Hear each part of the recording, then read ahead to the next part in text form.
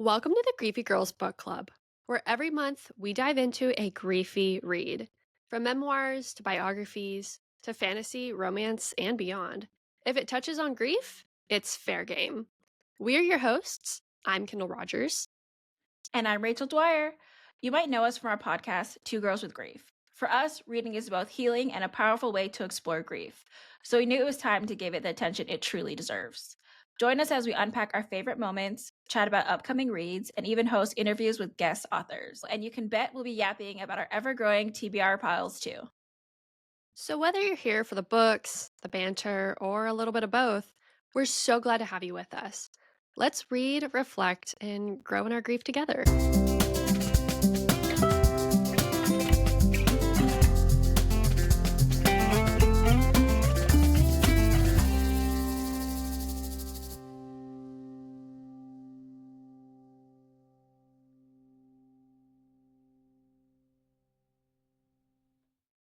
Welcome to Welcome to another episode of the Griefy Girls Book Club, where we're talking about the Divine Rivals. And today we're going over chapters 15 through 25, which are some very meaty chapters. Very big 15 through things happening. 25.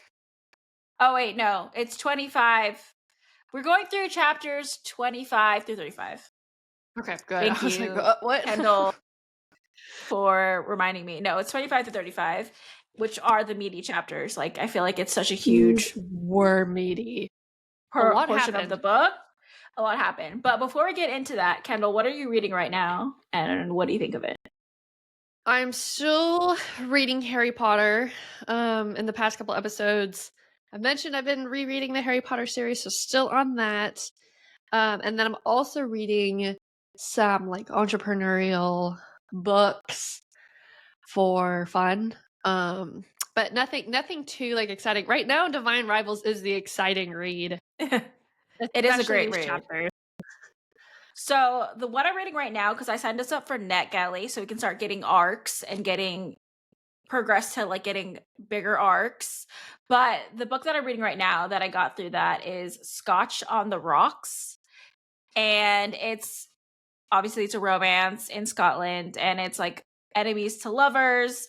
And she used to was a fiance with one of the brothers. There's always like three brothers, and she was the ex-fiance of one of the brothers, and he dumped her.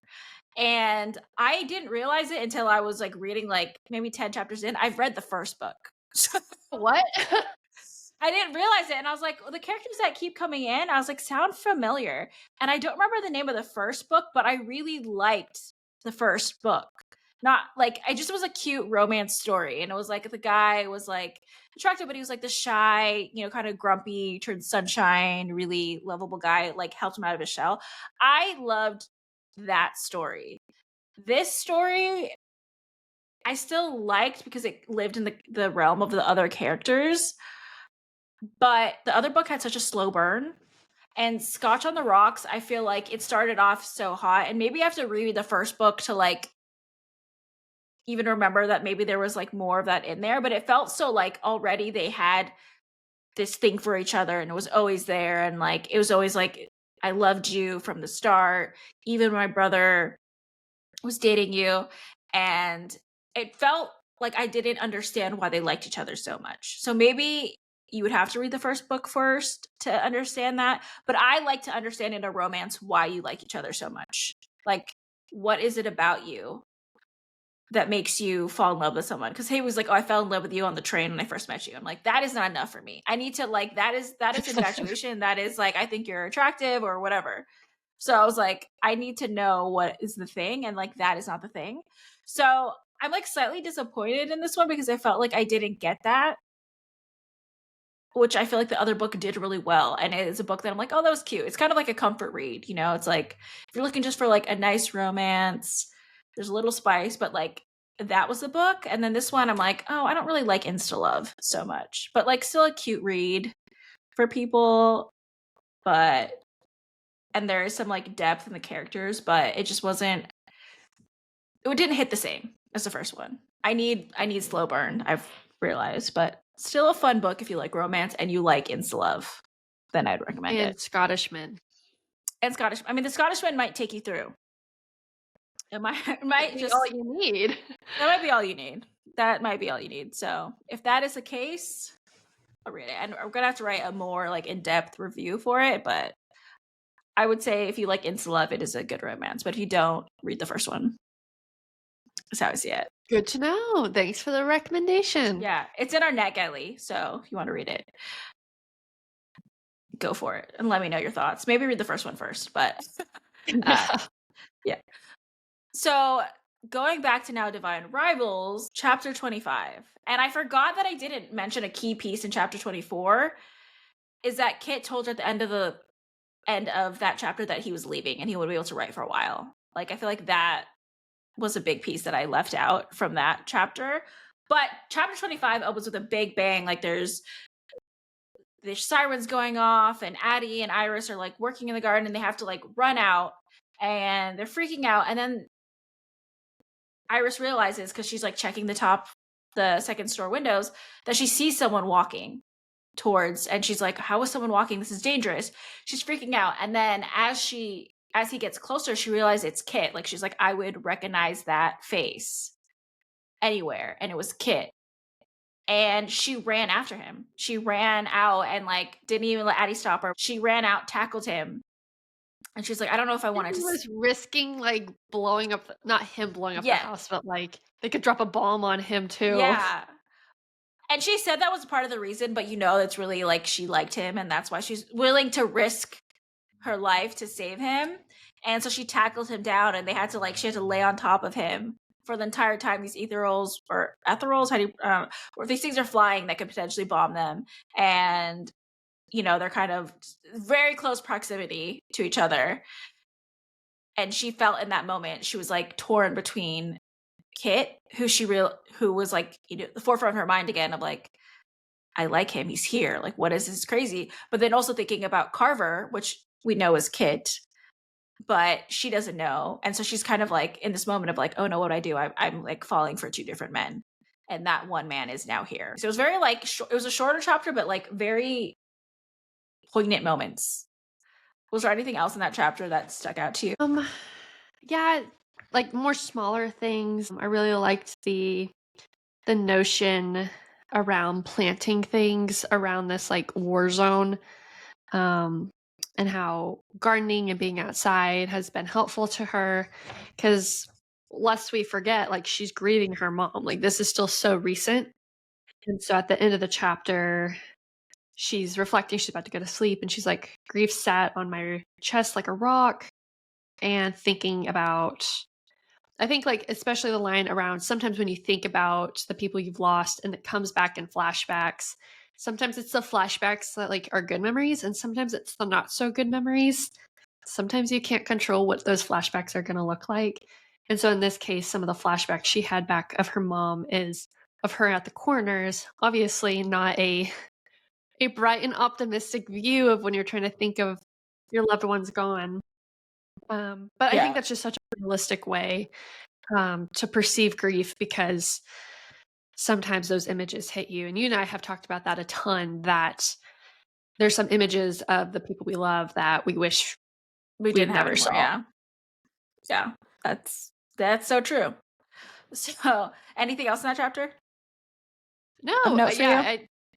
I It's think pretty other than short. that, like here we are, Kit is in the story again. So things Finally. are about to get wild. Yeah, things were about to heat up. So I just, in chapter 26, something that kind of was foreshadowing, I saw, she was like in her mind, like, oh, he's here. And she called him Roman Competitive Kit because she never knew his middle name. He never told her, quit Kit. And this is where she finds out, like, he's like, I quit my job. I'm no longer engaged.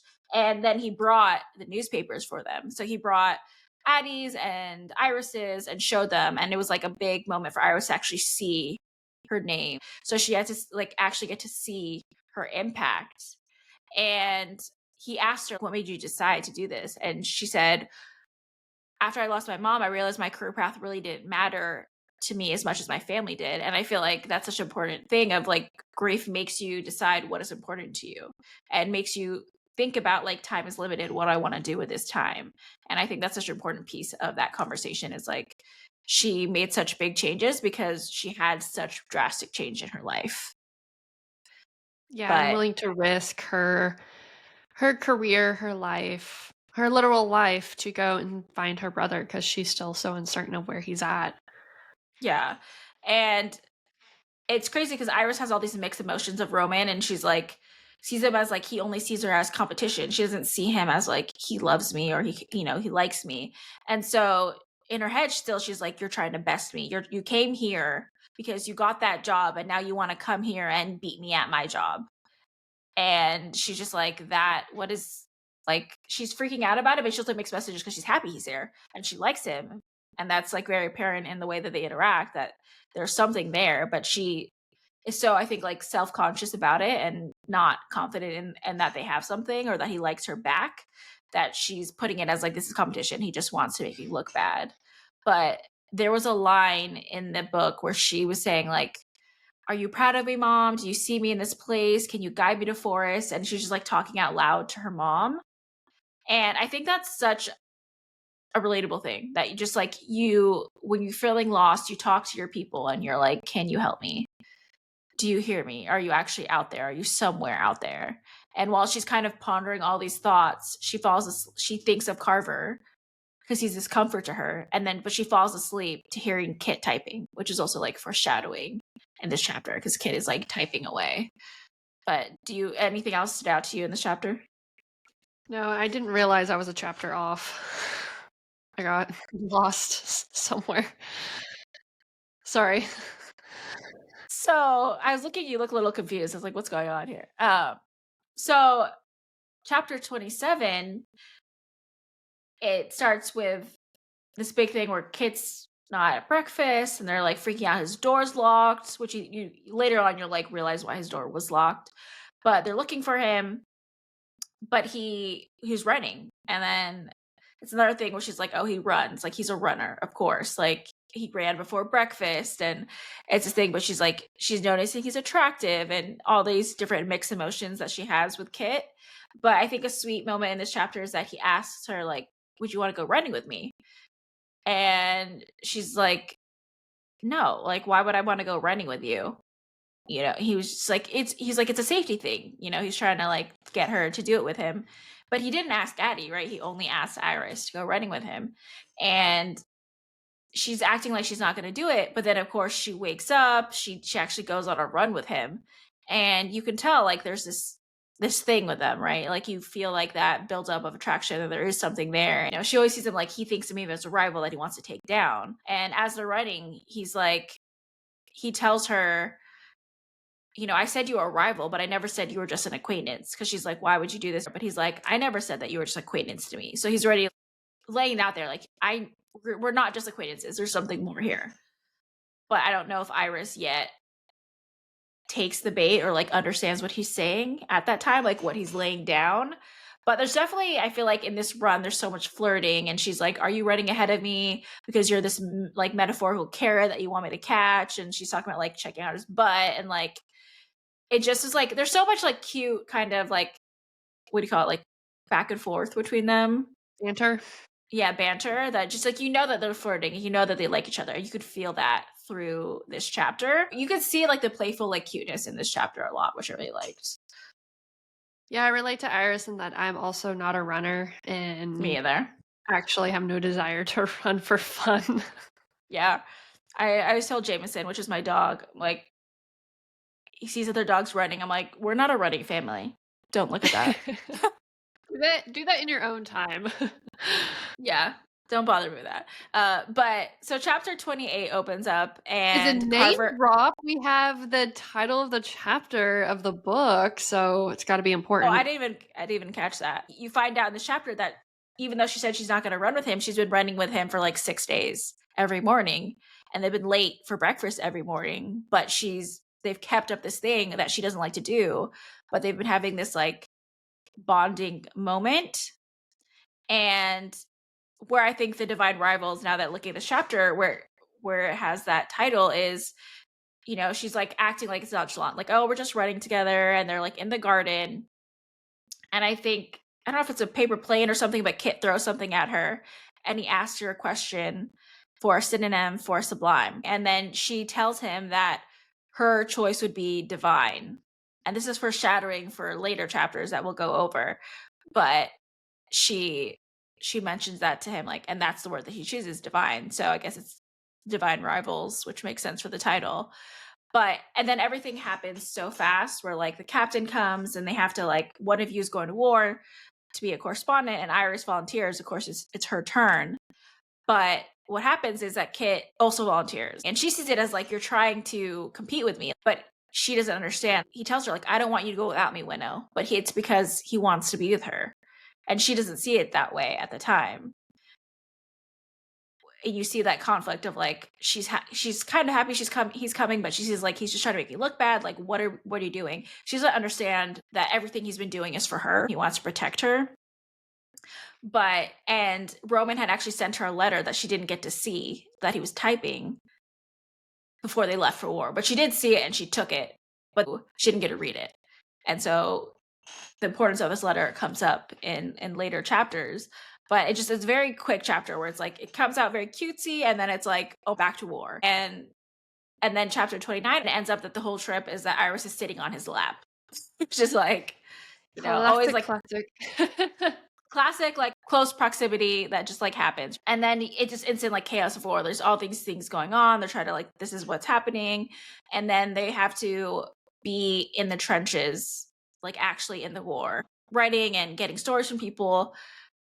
And she finally is like, remembers that she has a letter from Carver and she tries to read it and she waits till Kit falls asleep, but then Kit wakes up and he keeps distracting her, sending her these little notes to let her not read it because he doesn't want her to find out that he is Carver in those conditions. But there's anything else in that chapter that sticks out to you? Oh, but I love the scenes of them in the trenches. I don't know if you ever watched the movie 1917, but I don't know if I have. It's about World War I and this guy in the trenches, and it is so beautifully filmed. And the way she depicts war and the front lines and the language and terminology she's using around the battle that they're in is just so like wartime. It's such a different scene of where we were from the beginning. This feels like a whole different book now. I'm like, this is war. And so yeah, it's really interesting to be reading about all the people and their wounds in the infirmary and how they're having to live in the trenches. And granted, she's not there super long like the battalions are, but I think they break down the battalions and like the companies and everything. Yeah, that kind of like I glazed over, but yeah, they really went into it and described it. So for people that need that visual, the strategy of of how they're battling the dark god on the opposing end. I was really eating up the war chapters. And I was like glazing. I'm like, okay, where did this go back to Iris and Kit? Like, where's the fun? So in chapter 30, they're still in the war, obviously, but you find out that they've been there for 3 days and it's just flying by and it's craziness and chaotic. And in one of the nights, she has a dream where she dreams of her mom. And it feels so real. And I feel like visits of your family in your dreams are real visits from them. But one thing that I think really stood out for me in this dream was that her mom said, like, I just really missed you. And I realized I haven't actually been seeing you for who you are and you are as a person. And I wanted to see you. And I apologize for not seeing you. And I feel like that's such a big thing. There's so, it's like, I think some people are lucid dreamers. I'm not. I wish I was. But to have conversations in this like alternative world, I think is so special. And some people actually can do that. I feel like that dream was like another gut punch of like, oh my God, that's such a griefy moment where like you wish you could have those moments and wish you could have that peace with somebody or that feeling. And she was crying in the dream and she was crying in the trenches and Kit woke her up and was comforting her. And it just shows you like he really cares about her, right? And he's trying to like protect her.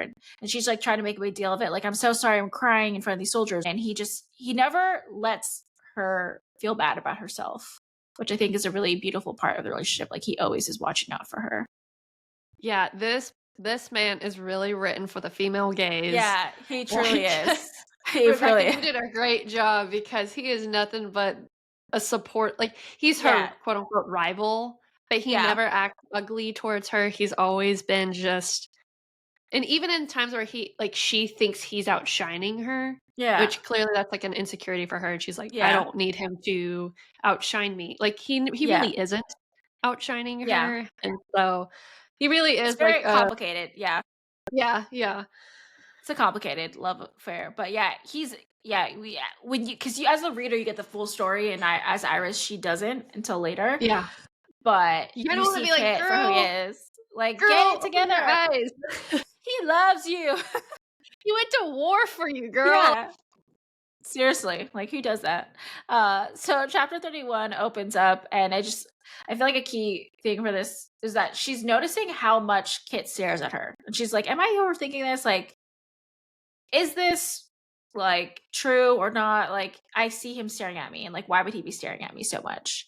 And but then it goes into chaos because they start getting attacked, and this is things really start heating up because they're getting attacked and where they are, so they have to evacuate and they're ordered to get back into town. But what happens is that they're getting bombed right where they are, and Kit basically pushed out of the way, and he's the one that gets hit, and it hurts his leg. And so in the next chapter, in chapter 32, Iris is freaking out. She's like, I need to help him. Like, I need to get him. Is he okay? Is he even alive? And she finds Kit, and Kit's like, get my bag, get my bag. And she's like, why do you care about your bag right now? Like, you just got shot. We need to get you out of here. And he's just like, take my bag and leave. And that's where there's a big realization. And I feel like this is like, you need to read this part. But she basically tells him, like, if you give up, we give up together. Like, if you don't get up, then I'm just going to stay here. The part that it was like, I feel like such a big piece. She said, she had no idea how she was going to get Roman to safety, but in that split second of desperation, she clearly beheld what she wanted. She and Roman would survive the war. They would have the chance to grow old together year by year. They'd be friends until they both finally acknowledged the truth, and they would have everything that other couples had. The arguments and the hand-holding in the market and the gradual exploration of their bodies and the birthday celebrations and their journeys to new cities and the living as one and sharing a bed and the gradual sense of melting into each other. Their names would be intertwined, Roman and Iris, or Winnow and Kit, because could you truly have one without the other? And they would write on their typewriters and ruthlessly edit each other's pieces and read books by candlelight at night. She wanted him, and leaving behind in the trenches wasn't even a possibility. I feel like that was like such a key part, and she saw it in that moment. And she was before feeling very conflicted between Carver and Kit, which you find out was like not even a problem because it's him. But in that moment, she's like, Plus, also, girl, you have not met this man. Like, yeah, like, don't get catfished. Number one yeah, rule, don't get seriously. catfished. Yeah, you have no idea who this man is. So Yeah. but I thought that was a sweet moment where she's like, we're going to do this. And I don't know how long it's going to take, but it's going to be worth it. And it's going to be epic. And I just thought that was a really sweet excerpt from the book that we have to say that. But it became this thing where, everything's moving so fast. So then Kit ends up getting help to like go on one of the caravans. And someone else asked her to stay and help move bodies, which you feel like is very mixed. Like other people are like, you should have just left, but another like captain tells her to stay and help move people. But Kit's like, no, we're better together. Like we can't separate. And you see that like he kind of keeps repeating this line throughout that he's like, we're better together. You can't. And I don't think she like really gets it because he said like, you and I need to stay together. We're better this way. And I don't think that really hit her directly of like what he's meaning by that, even though like she's already feeling that. But as she's like going through all this craziness, helping move people and still there in this chaos, she trips on Roman's bag and she ends up saving it and finding it, which is an important piece later on. But then that's where she bumps into the captain and he's like, why are you still here? You should have left an hour ago. Like, and she finds out like she's on the last caravan. So like she was so close to like not getting out of there. But then this part is like very sad in the chapter because Oh my god, this part had me this crying. part was so sad. The first time I read it, it did make me cry. This is my second time reading it, but she ends up with Lieutenant Lark, and he's saying like his whole platoon is gone, and also in this chaos she realizes like she lost her mom's locket, which will become important later on. But she told Lark a story because she can tell he's like badly injured, and so she's telling him the story, I think, of Enva and Dakra, and she's telling them all these stories just to kind of like ease his mind.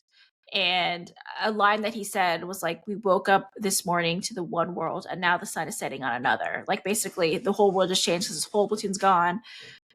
The war is like, they're not winning. It's just everything is wrong. And so she's having this moment with him and holding his hand and helping him through his last moments. And he was saying, even if I survive this, I'm just always going to have that guilt that I'm the only one that survived and everyone else is gone. And he was telling her how he didn't want to be the lieutenant. It just happened this way. And he's like, now there's all these families and all this stuff, and we didn't do enough. We weren't able to save them. And it's a hard piece of war that I feel like it's very a real part of war. And I don't think it's talked enough about of just how much people in the military have to go through and how much they see and how much they have to handle.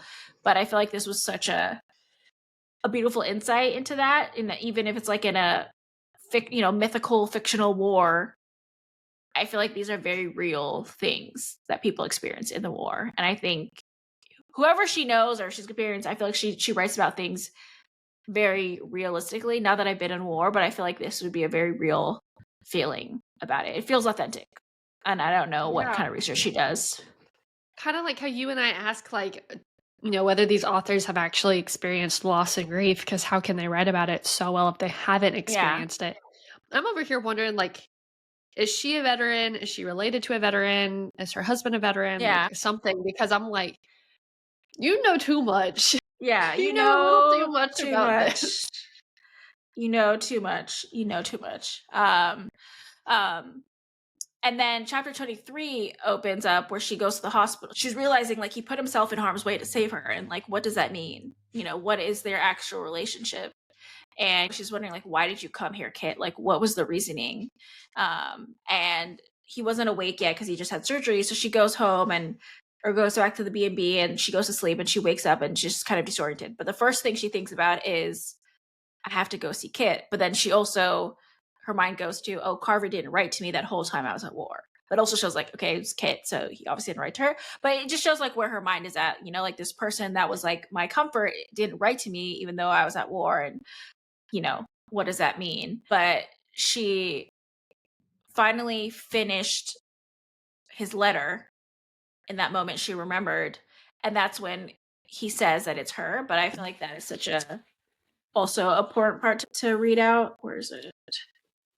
250, where he says, I want to know everything about you, Iris. I want to know your hopes and your dreams. I want to know what irritates you, what makes you smile, and what makes you laugh, and what you long for the most in this world. But perhaps even more than that, I want you to know who I am. If you could see me right now as I type this, you would smile. No, you'd probably laugh to see how badly my hands are shaking because I want to get this right. I've wanted to get it right for weeks now, but the truth is, I didn't know how, and I'm worried what you might think. It's odd how quickly life can change, isn't it? How one little thing like typing a letter can open a door you never saw. A transcendent connection, a divine threshold. But if there's anything I should say in this moment, when my heart is beating wildly in my chest, and I would beg you to come and tame it, is this. Your letters have been a light for me to follow. Your words, a sublime feast that fed me on days when I was starving. I love you, Iris, and I want you to see me. I want you to know me. Through the smoke and the firelight and kilometers that once dwelled between us, do you see me? And he just says it's see, but she catches all the clues in there. She's like, what's a synonym for sublime, and divine is in there. And so she finally puts all the pieces together that it's Kit. And so she's freaking out and like spiraling. I feel like they do a lot of spiraling as characters where she's like, why did you come here to trick me? Like, is this our connection, or are you making fun of me? Because she just never sees herself as worthy for Kit. So she's like, part of her is like, he loves me, but does he? He saved my life, but is he making fun of me? Like, it's this whole chaos. I think that's a lot of her armor that they talk about, of like, even if deep down she did know that he loved her, that she wouldn't allow that feeling. And she talks about that later on, but that she is so scared of somebody loving her because of this grief that she's already reckoning with. Yeah. And it comes through as like angry and hateful and frustrated and confused. But I think like, you're like, girl, how could you not? And you kind of look deeper, and I think she knows. She's just like, I don't want to allow another person into my life. Yeah. Especially because I just came back from war and this kid almost died. So yeah, it's a lot to deal with. It's a lot to deal with. So she finished the letters, and so this chapter ends with that she checked his bag because she's like, why was he so freaked out about his bag? And that's where she finds all of her letters. And so that really is what makes her question, like, the motive is like, is it real or is it not? And then it's chapter 34 where they're fighting because she goes to the hospital and he's awake. And one line that he says to her in that is, you are a sister writing to her missing older brother, and I felt that pain as a brother who had lost the only sibling he ever had. And I feel like we talk about it so much, that grief connection, and that how grief can connect you to people and make you find these connections that are just so much deeper because you have that same pain and you can really understand each other. And that was what drew him in to her letters, is what she wrote about and what he connected, and what a part I think he was suppressing about himself and not dealing with himself. And so they really were like meant to be, but they're arguing about this, and he's like telling her, you know, what's the reason, and it wasn't a joke and it wasn't to make fun of her. And he's like, why do you think I'm here? And she's like, to outshine me at the Gazette. And he's like, no. And he's freaking out. And he got out of bed, which he's like connected to stuff, freshly out of surgery, like should not be standing up. And he told her to like ask his full name. Like, you asked me before, let me tell you. And he finally tells her like her full name, and then he kissed her. And so they're like making out in the hallway. And then the nurses come and they get kind of in trouble. They're like, you can't be doing this. You know, you can't be here if you're going to do that. He's got And one leg, the other leg is like in a yeah, cask or something, like yeah. And she talks about like falling in love in two ways, like face to face and word to word. So like this kit version that she's come to know, and then on paper as they've been writing each other and sharing their deepest secrets. And that line that you said, do you want to read that? You mentioned it is page 260. That's where she talks about her armor. Oh, I'm afraid he's going to hurt me. I'm afraid to lose someone I love again. I'm afraid to let go, to acknowledge what I feel for him. And yet he has proven himself to me over and over. He has found me on my darkest days. He's followed me into war, to the front lines. He came between me and death, taking wounds that were supposed to be mine. There's something electric within me, something that is begging me to remove that last bit of armor and let him see me as I am, to choose him, and yet I sit here alone, typing word after word as I seek to make sense of myself. I watch the candlelight flicker, and all I can think is that I'm so afraid, and yet how I long to be vulnerable and brave when it comes to my own heart. Very honest Yeah. paragraph there. Yeah. Very honest with her feelings about why she's hesitant and all this stuff. And I think that's so important for you to connect to. Like, they're in such an emotional roller coaster with each other. It's like she's finally being honest with everything and what it means to her. But as she's sorting this all out, she doesn't go see him in the hospital anymore. So chapter 35 opens up and you find out like she hasn't visited him, and Addie's like tells her like he's finally home and he's back in their room, and she's like, you need to go visit him. And she's like, okay, fine. She finally goes because she's been avoiding him, and she goes into the room and he's like upset, and he does like, what are you doing here? He's not looking, he's avoiding looking at her. And you know, he could tell that he's upset, right? He thinks that like, you decided that you don't like this, or you don't like me, you don't want this. And he's kind of in this sad sack of emotions. And then Puffiness. yeah, and he lights up when she finally asks him to go on a walk on the hill. And there's this awkwardness, and he gets excited. Like, there's a line where he like intertwines their hands so that she can help him up, and like, you know, just that moment of them actually holding hands and all the stuff. You like, there's that cuteness, and it's a young adult, so there's not like anything, you know, there's not any spice in it. It's just like those cute moments. And she asks like, you want to go walk to our hill? And she calls it our hill. And that like lights him up, you know, that invigorates him. Like, okay, there's hope.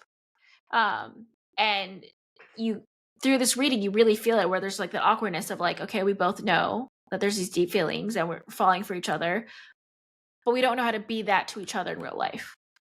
You know, we danced around it in real life. We've wrote about it like on paper, but how does those two worlds combine now?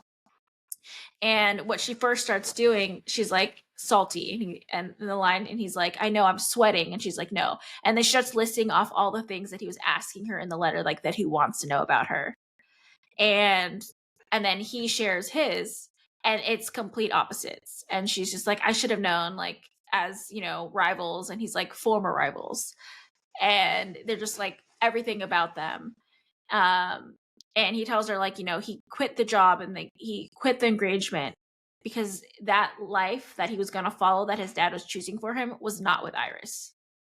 And he needed that life with Iris, and he wouldn't be complete without Iris, and he wants her in his life. And it was so elegant and so like heartfelt. And she's like, "Are you asking me to marry you?" Is like this proposal.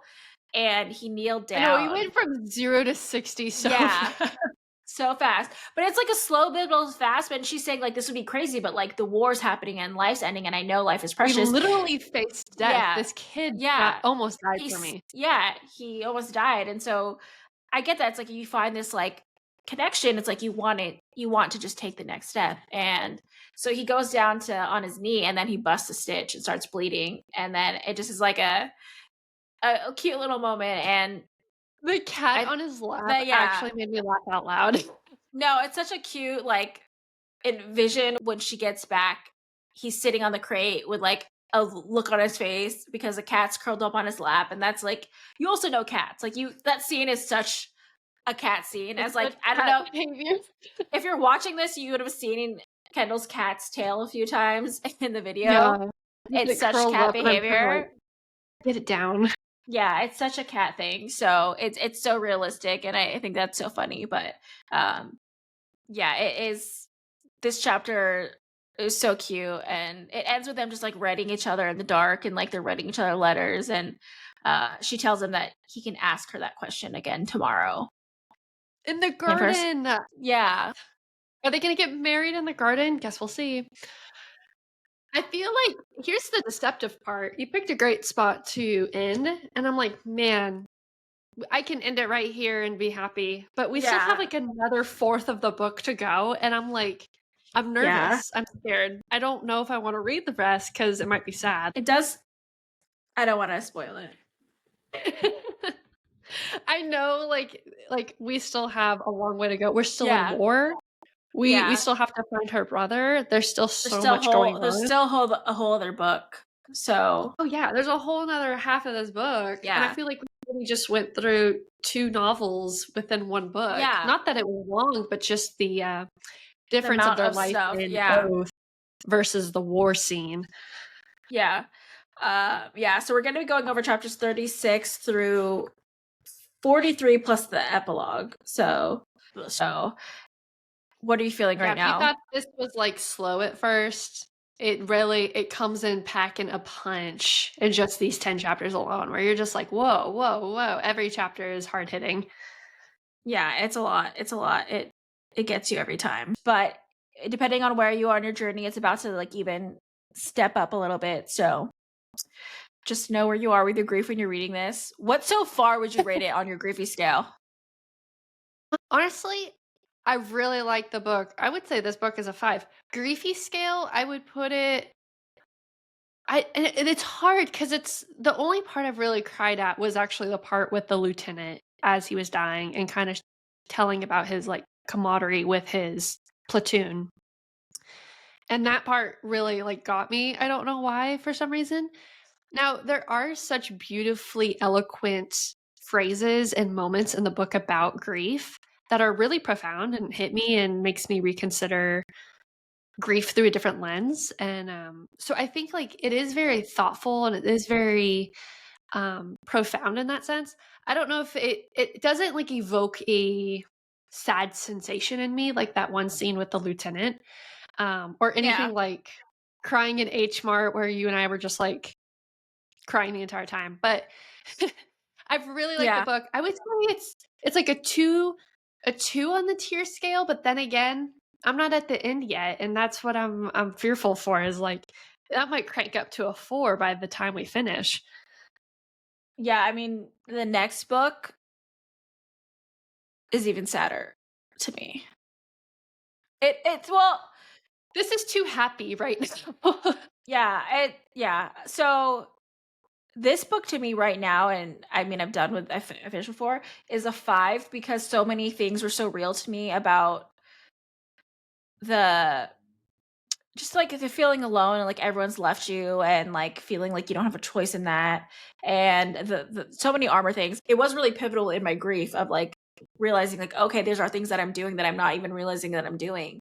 So Yeah. for me, it's like a 5 in terms of like, it did make me cry a lot when I first read it, but also it changed me in so many ways. Mhm. So for me, it's a 5. But also that's, I think, where some of our grief experience is a little different and where it hit me harder in some elements. And also, I think we're also in a different space in our grief. And maybe if I'd read it now versus before, then maybe I'd also feel different. But when I read it at the time, I still had not really sat with my grief as much as I have now. So I just know how impactful it has been on my grief that it's still a 5 for me. But if I don't Yeah. know what I would have thought, like now I already know those emotions and it didn't hit me like it did before reading it now. But when I first read it as like that person, it was definitely a 5. Like I cried a lot throughout this book when I first read it. Yeah, I really like the book in its entirety. I love the fantasy world building part of it. I'm so intrigued with like the god situation, this god war that they're in. Yeah. Um and so I like this like, oh, but we're also in the trenches of a war. Um but like so much of what they're going through does intertwine with grief. Like even being in the infirmary and she's looking around and seeing people dying around her, like that is a unintentional aspect of grief that when people have been around death, you're more sensitive to that. Like you are just more privy to the death that exists around you. And I think it really brings up some interesting parts of just like going about your life and trying to make impact and change in your life and how grief is woven into that, sometimes for good and sometimes for bad. In part, I think that's why she is like in this part of the why she was resistant to love, but also part of the reason she's willing to potentially get married at 18 is because she's Yeah. experienced so much loss and death that, every day that you spend alive is a gift. And she recognizes that she wants to make the most of her life as possible. And so I think that's like a really good reminder, especially when it's not like full Yeah. on make your life valuable and important, try to do good things. It's written in this fictional aspect that is more, I guess, like forgiving and understandable and youthful, and it's fun. This is just a fun fantasy. And it's sandwiched with like these cute romantic moments and the cute bantering with Roman Yeah. and everything. So it's definitely it's a really well balanced book. It is. It is. And there is something that I love about like young adult books is that it's not focused on the spice. And sometimes it's like, you need the spice in books. I don't know, need, but like you want that spice in books. But it's so Yeah, there's nice a to time and place focus. for spice and Yeah. books. But it's so nice in young adult books that it focuses on the relationship. It focuses on Mhm. them building that. And there Yeah. still is like the hand touches and the close proximity and the kisses, but it's not so sexually charged that I think there is this niceness about young adult books that I feel like brings back to like the purity of like dating. Cause I feel like dating culture now is just like out the window. Yeah. But it's like at its purest form of just falling in love with each other and each other as a whole, which I really like. Yeah. So And like them starting as each other's nemesises and then becoming yeah. friends and now becoming something more that they're trying to define and be like, actually, there's so much more romantic. Also, just like obviously we know as readers, Roman and Carver or Carter,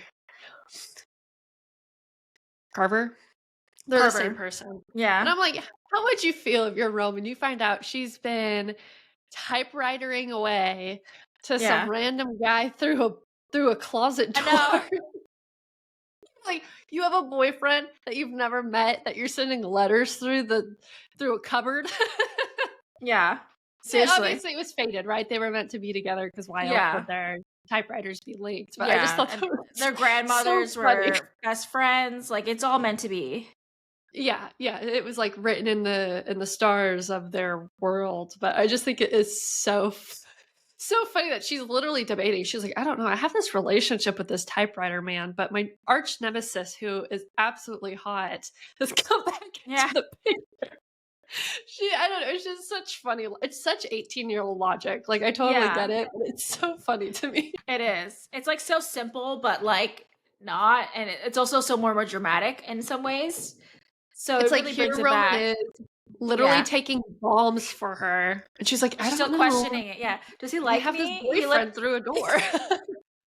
and like, does he like me? He just like almost died for me, but like I don't know if he She's like, likes "Why me. else is he here?" I'm like, "Girl, how do you not Why do you know?" think? It's such an Yeah. 18-year-old thing, but I'm just like, this Yeah. is I mean, it's so funny, obviously, and, like, the readers, you're just like, "Girl, figure Yeah. it out.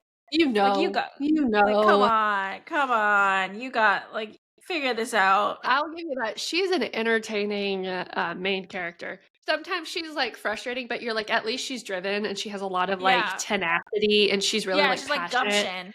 She has a lot of a lot of spunk, and I like that in Yeah. her, even though I wouldn't make the same decision she would have made, but I'm still like, I like that Yeah. about her. I like that she's kinda, like, a little bit unpredictable. Yeah. Yeah. Wild card. Wild card. Yeah. Yeah. Is this the only book in the series right now, or is there another one? No, the other one's out. Oh, okay. Yeah. Yeah. So it's a lot. Interesting. So we'll see what Kendall's next pick is.